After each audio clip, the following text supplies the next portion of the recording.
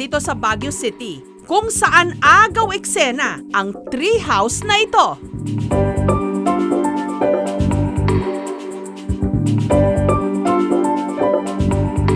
Itong Sudor in the Pines, your home away from home. Ang barkada ng vlogger na si Kiko, nung nagbakasyon sa Baguio, dito piniling magstay. Nakaka-inlove dito. Kasi for me, growing up, usually tayong mga bata, mahilig tayo sa mga treehouse. Ngayong adult ka na, matitirahan mo siya in a modern setting. Ang ganda. Para makapunta sa Twin Glass Treehouse, kailangan mo nang tumawid sa hanging bridge na may taas na 30 feet. Pagpasok sa loob, bubungad ang minimalistic nitong design. Ang pader, gawa sa salamin, kaya may panoramic view kung saan pwedeng magmuni-muni. As you can see, tirik yung araw. Pero for some reason, it's very cool inside this treehouse.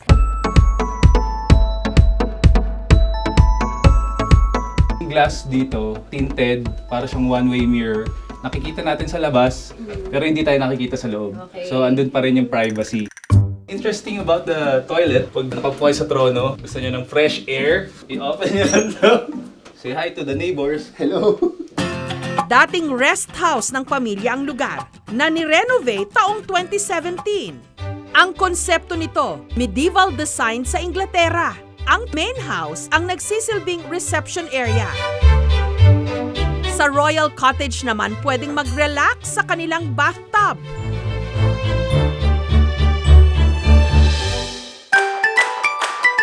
Kada overnight stay rito, mula 8 to 15,000 pesos. Binaximize nila yung space para masarap magbakasyon.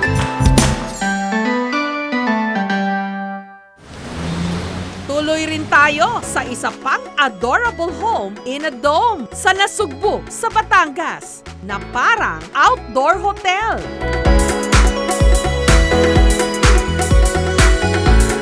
Pag-aari ito ng pamilya ni Sam.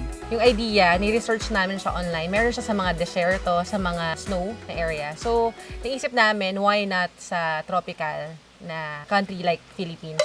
Hilig daw talaga nila Sam na mag-camping, kaya naisipan nilang bumili ng dome tent abroad na isinet up nila sa gitna ng farm.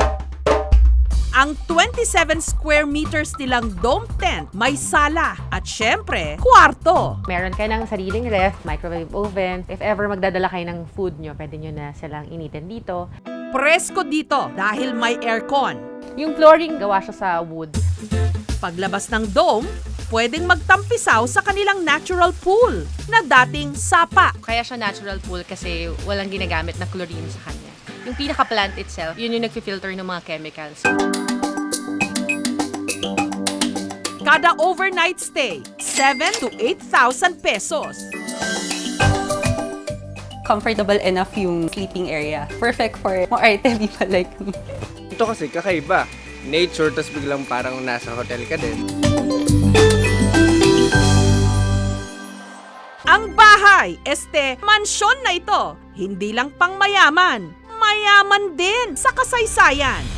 1.3 hectares ang lawak nito. Itinayo taong 1937 at nakaligtas noong World War II. Ito ang Palacio de Memoria. Dati itong pag-aari ng isang mayamang pamilya. Tila na paglipasan ng panahon ang mansyon sa mahabang panahon hanggang nabili ng pamilya Luillier. Yung na-acquire nila yung property, no, 2004, mga 16 or 15 years ago.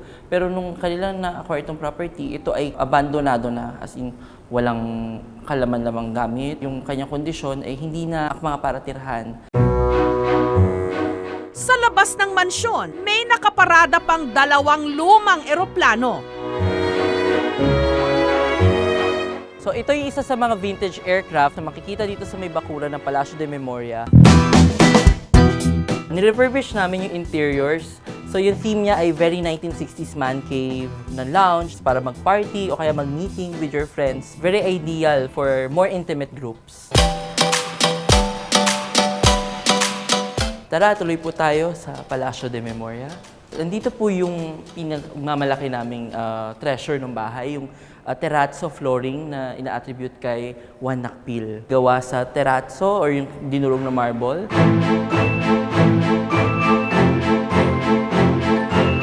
terrazzo flooring ay nababalot nung naging semento ng putik kasi laging bumabaha mula dun sa Manila Bay. Nung nirestore lang namin, tsaka namin nakita na meron pala siyang ganitong natatagong yaman. Hanggang ni-renovate at binuksan ito sa publiko nito lang nakaraang taon. Pasok naman po tayo sa 5th floor. Ito po yung aming bridal suite. Bagamat modern ang labas, ang loob puno ng mga lumang painting at mga antigong gamit na for sale din daw. Nandito yung aming gallery para sa auction na ginagawa namin every quarter.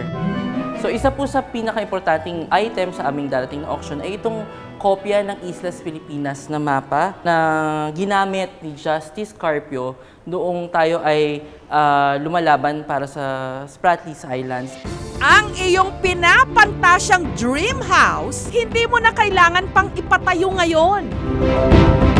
Pwede mo nang rentahan o pasyalan.